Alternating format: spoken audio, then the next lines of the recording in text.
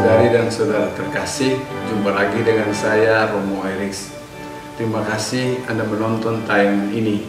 Semoga Anda sehat selalu dan diberkati oleh Tuhan. Bacaan yang akan kita renungkan hari ini diambil dari Injil Yohanes bab 16 ayat 12 sampai 15. Mari kita dengarkan bacaannya. Tuhan bersamamu. Inilah Injil suci menurut Yohanes.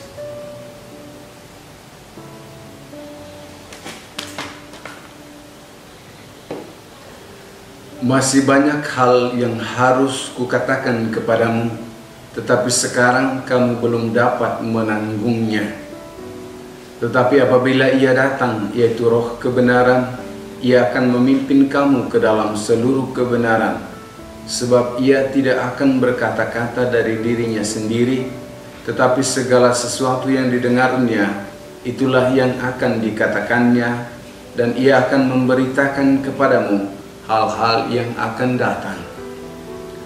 Ia akan memuliakan aku, sebab Ia akan memberikan kepadamu apa yang diterimanya daripadaku. Segala sesuatu yang Bapa punya adalah aku punya.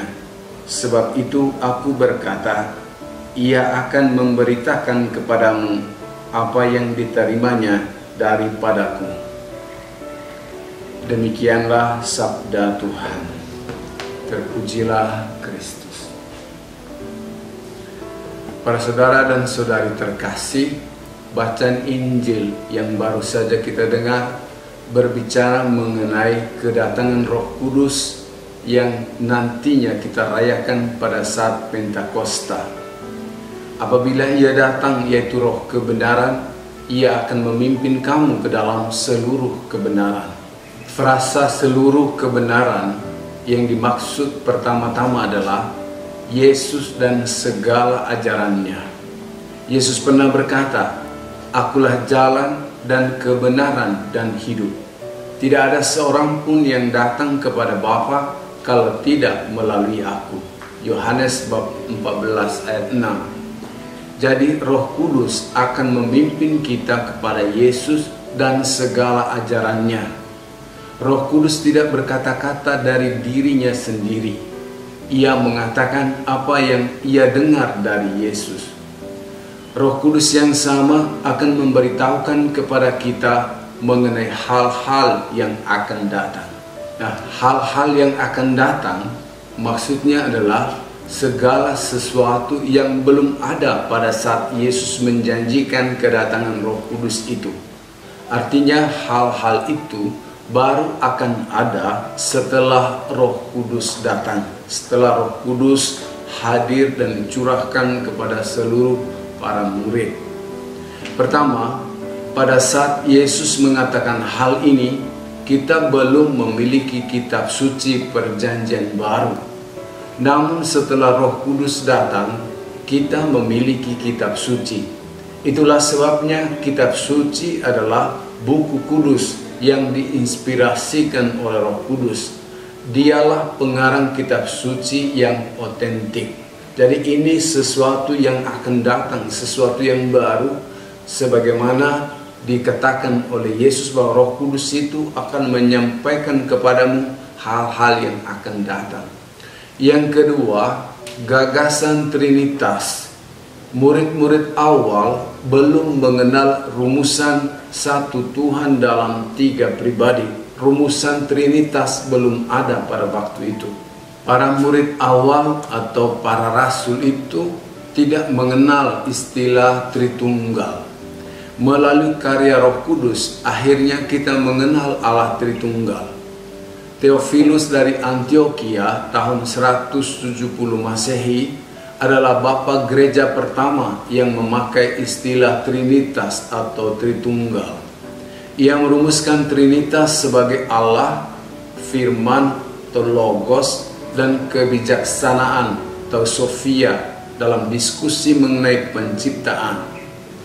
Bapa gereja abad berikutnya, Tullianus tahun 155 sampai dengan 230 Masehi secara eksplisit merumuskan Trinitas sebagai Bapa dan Putra dan Roh Kudus. Paham ini diikuti oleh Justinus dan Clemens dari Alexandria dan bapak-bapak gereja lainnya. Ketiga, murid-murid awal atau para rasul belum merumuskan secara jelas mengenai kealahan Yesus. Sebab orang Yahudi yang melihat Allah dalam bingkai tradisi monoteisme numerik Yahudia, mereka kesulitan mengungkapkan secara langsung bahwa Yesus adalah Allah. Jadi ke-12 murid belum secara eksplisit menyampaikan secara gamblang, secara lugas bahwa Yesus adalah Allah. Meskipun ada poin-poin khusus yang disampaikan dalam Injil Yohanes, mereka cenderung mengungkapkan Yesus dengan frasa anak Allah. Berbeda dengan para murid awal, generasi berikutnya berkat bimbingan Roh Kudus, mereka berani menegaskan bahwa Yesus adalah Allah. Misalnya Ignatius dari Antioquia wafat tahun 107 Masehi dengan lugas mengatakan bahwa penderitaan Yesus adalah bagian dari kemanusiaan Allah yang penuh kasih, dan darah Yesus adalah juga darah Allah. Keempat, dogma-dogma tentang Maria, katekismus, karya-karya konsili adalah hal-hal baru yang muncul kemudian berkat karya Roh Kudus. Masih banyak lagi hal lain yang dulunya tidak ada, tetapi sekarang sudah ada. Semua hal baru itu kita miliki sekarang karena diinspirasikan, diberitahu oleh Roh Kudus, dan kita terima atau Roh Kudus yang Dia terima dari Bapa dan Putra. Para saudara dan saudariku terkasih, Roh Kudus akan terus mendorong kita untuk mencari kebenaran dan hidup dalam kebenaran itu. Oleh karena itu, marilah kita hidup dengan bimbingan Roh Kudus.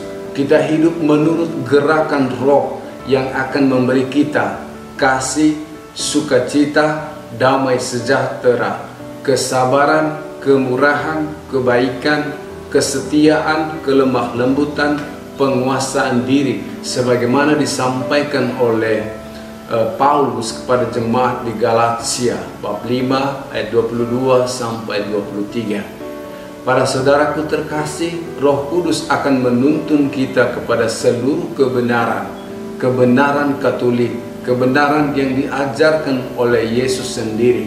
Dan melalui segala ajarannya, melalui Yesus yang telah kita imani, itulah kita akan sampai kepada Allah. Dan ingat, poin penting dari gerak Roh Kudus dalam kehidupan kita adalah hidup menurut Roh itu sendiri, dalam seluruh kebaikan, dalam seluruh kebenaran yang kita jalani dalam hari-hari hidup kita. Terima kasih. Tuhan memberkati Anda.